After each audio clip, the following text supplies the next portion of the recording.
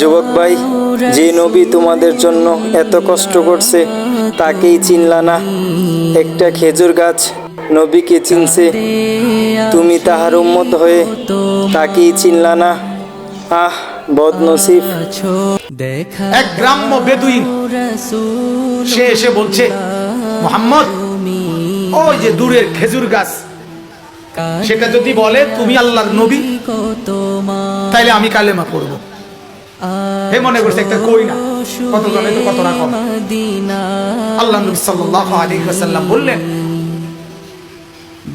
যে খেজুরের গাছটা ওইখানে থাইকা সাক্ষী দিত না এখানে আইসা সাক্ষী দিত। ওই লোক অবাক হয়ে গেল, বললো, আয় মুহাম্মদ, কি বলতেছো? তো আল্লাহ নবী বলেন, তুমি গিয়ে বলো, আইয়াতুহান নাখলা ইন্না মুহাম্মাদান ইয়াদউকা, হে খেজুরের গাছ, মুহাম্মদ তোমাকে ডাকতেছে, তুমি গিয়ে কও।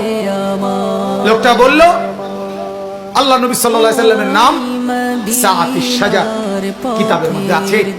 মানুষের বাচ্চা যেভাবে হাঁটে, খেজুরের গাছ এভাবে হাঁটা আল্লাহ নবীর সামনে আয়েশা বলছে, আমি সাক্ষ্য দিচ্ছি আপনি মুহাম্মদ আল্লাহর রাসূল।